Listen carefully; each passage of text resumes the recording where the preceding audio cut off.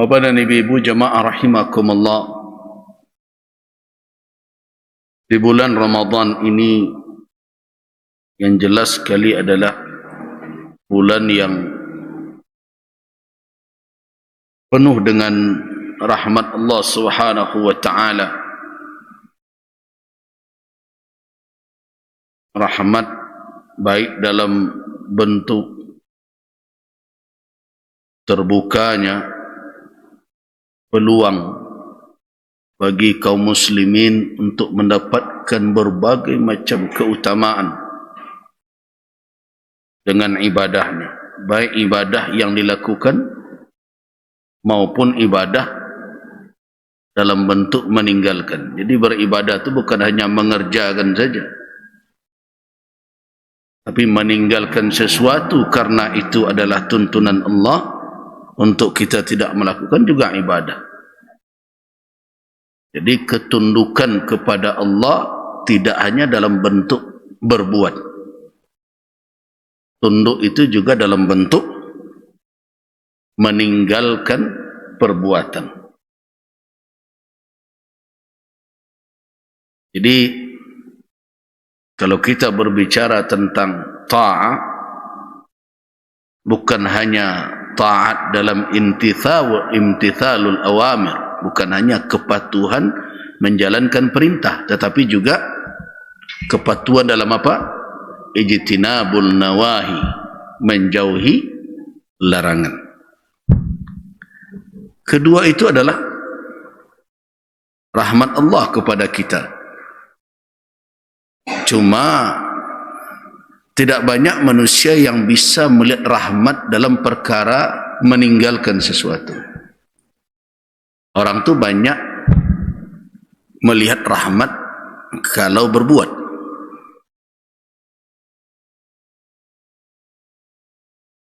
Tapi dalam hal larangan, sulit orang bisa melihat rahmat Allah. Kalau disuruh makan, le nampak rahmat tak? Nampak. Tapi kalau ditagahan makan, le tampak rahmat. Banyak orang tak nampaknya, kalau disuruh sebarunya tahu rahmat. Ketika dicegah, dia tidak melihat rahmat di balik itu. Nah, itulah dangkalnya cara pandang manusia. Padahal di dalam Al-Quranul Karim, Allah Subhanahu wa taala dalam ayat 185 surat Al-Baqarah itu, Allah tutup perintah berpuasa itu dengan la'allakum tashkurun. Kalau 183 la'allakum tattaqun. Kalau 185 apa? La'allakum tashkurun. Itu penutup perintah puasa. Puasa itu apa? Imsak, menahan anil muftirat, dari segala yang membatalkannya, min tulu'il fajr, dari terbit fajar sampai ghurubis syam, terbenam matahari. Itu puasa. Berarti puasa itu banyak sifatnya apa? Meninggalkan. Nah, bisa tidak melihat rahmat pada tidak makan, tidak minum? Nah, kalau bisa, baru bisa memahami la'allakum tashkurun. Untuang le ditagahkan Allah.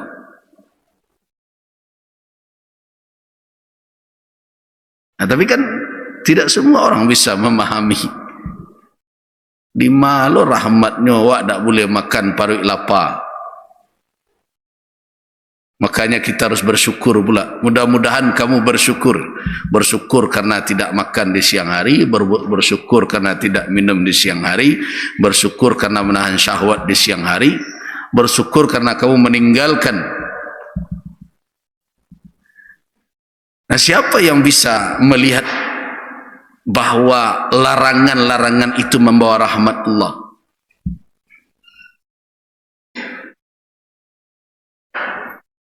Awak kalau ditagan tu besok karuikan yang 7 halapi itu. Jadi cobalah merenung di bulan Ramadan ini, bahwa ternyata di dalam pantang dan larang itu ada rahmat. Nah, supaya kita faham ya, bahwa pantangan dan larangan secara keseluruhan itu membawa rahmat. Sebab Allah Subhanahu wa taala tidak melarang hambanya dari sesuatu melainkan apa? Untuk kemaslahatannya.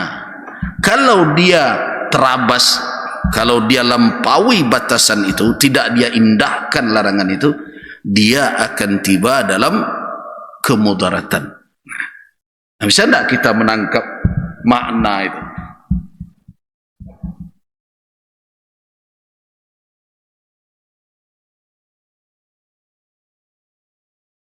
Kalau kita tanya kepada ahli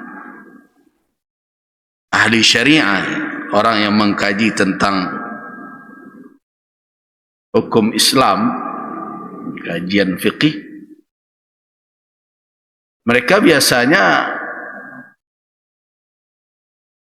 memahami lebih dahulu sebelum mengkaji hukum-hukum secara masalah per masalah. Biasanya yang mereka bahas itu adalah apa tujuan utama dari tasyri', apa tujuan utama dari penetapan syariat ini. Allah Subhanahu wa taala menurunkan syariat untuk apa? Bamang kok ndak dipalapis awak dek Tuhan, hiduplah bak janyu awak gitu. Dasaralah buik sela surang anan teragak kerajuan. Mengapa Allah tidak biarkan setelah diciptakan manusia palapela anan ketujuh?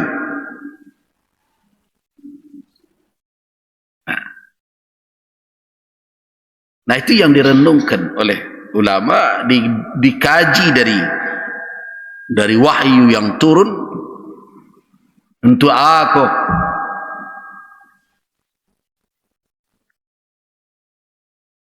Nah, itu tuh harus dihadirkan dalam diri kita setiap mukmin itu. Kalau tidak hadir maksud dan tujuan itu, maka hukum-hukum syariat, kalau kita fahami syariat itu dalam makna yang lebih khusus, yaitu al-ahkam,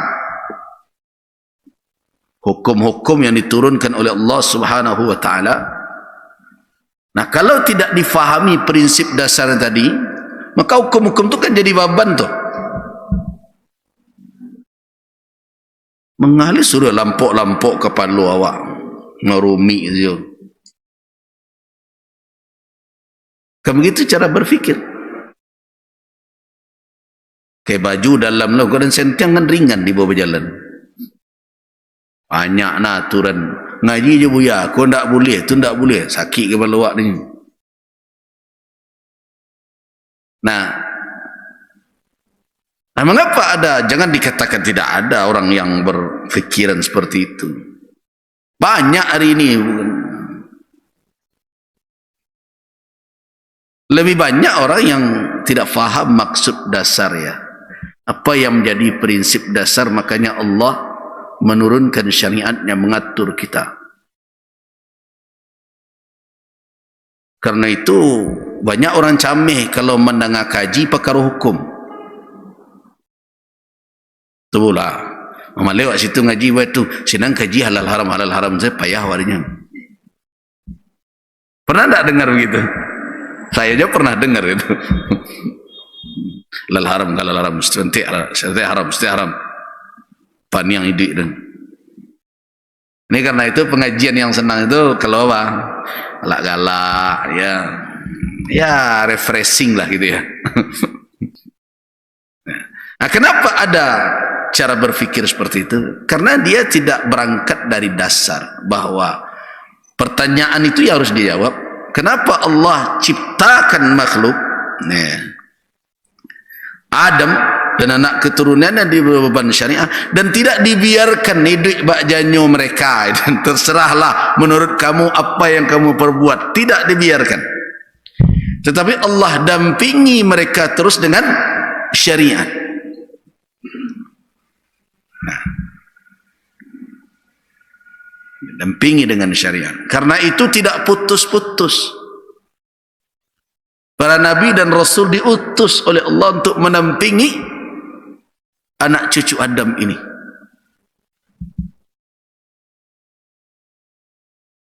Ada masa fatrah ya, setelah Nabi Isa terputus, tapi kemudian ditutup oleh Allah dengan syariat yang dia peruntukkan sampai hari kiamat tiba. Itulah penutup seluruh syariat. Dan terbukti sampai hari ini syariat itu bertahan.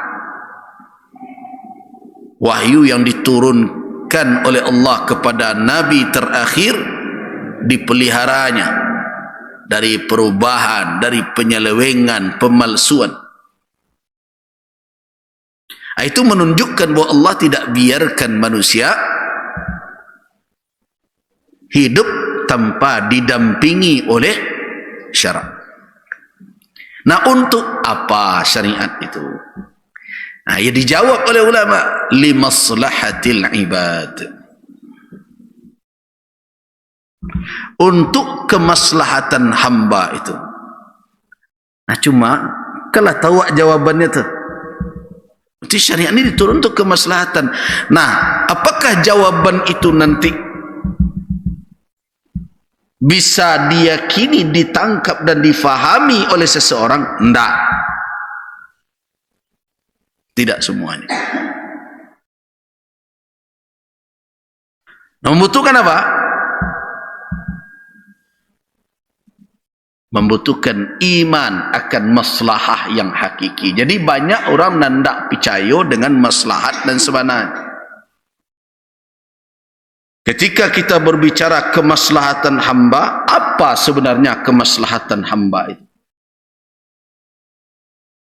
Apakah setioknya lapar dapat makan tu maslahat?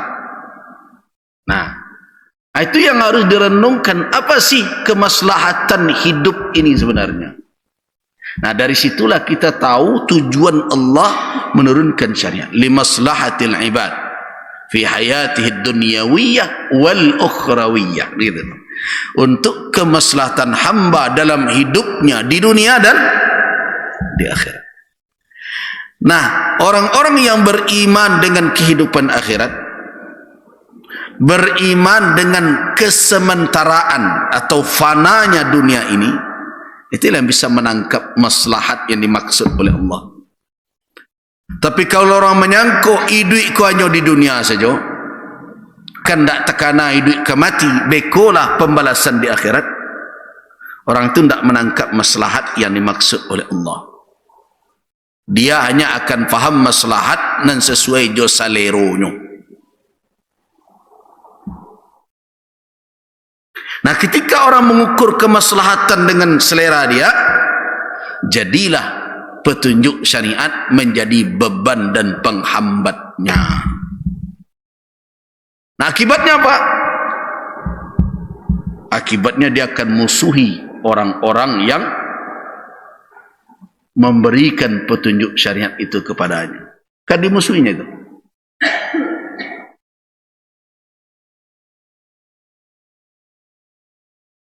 Itulah karakter Abu Jahal, Abu Lahab dahulu. Karena menurut mereka maslahat mereka terganggu oleh kehadiran Muhammad dan ajarannya.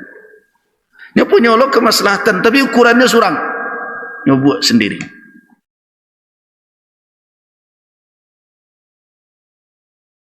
Nah, di dalam kehidupan modern seperti sekarang, pola fikir Abu Lahab dan Abu Jahal itu bukan sedikit, banyak.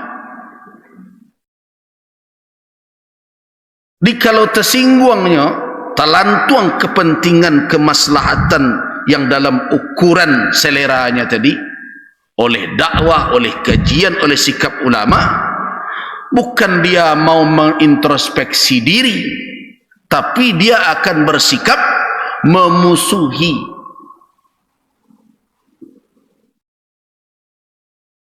Kan dia musuhnya. Kenapa?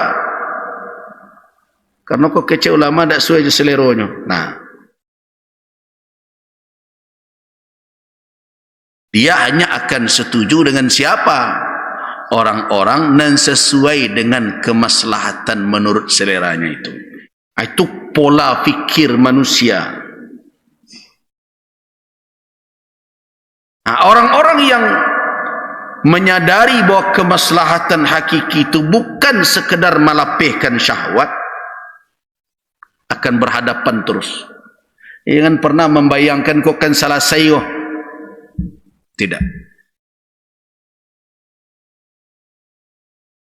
Jadi antara kepentingan orang-orang yang mentaati Allah dengan kepentingan orang-orang yang durhaka kepada Allah, rumusnya seperti orang tarik tambang saja.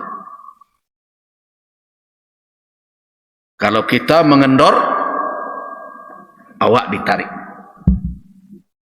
Makojan kandu menegakkan dan bana.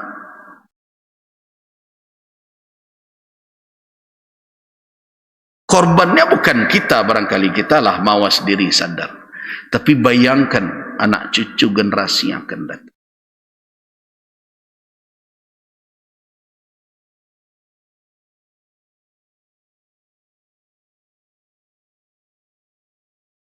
Jadi siapa yang bisa menangkap kemaslahatan syariat yang dituju syariat adalah orang yang beriman dengan Allah dan hari akhir. Nah begitu juga siapa yang bisa menangkap kemaslahatan di balik bertahan di siang hari bulan Ramadan? Orang yang beriman. Nah, jadi kan terjawabkan kenapa setiap bicara tentang puasa orang beriman yang disebut. Iman yang ditanya, iman yang dipersyaratkan. So tidak akan, kalau orang sebatas Islam saja, dia tidak mengerti maksud. Paling nanya fahami lah dengan kerajuan lalapi utang. Itu sampai di situ selesai lah itu. Kalau kerajuan alai, utang lunas, utang lansai. Tapi bagi orang yang beriman tidak cukup sampai di situ. Dia akan tahu bahwa di balik petunjuk itu, baik perintah maupun larangan, pasti ada kemaslahatan untuk dirinya, dunianya dan akhirat.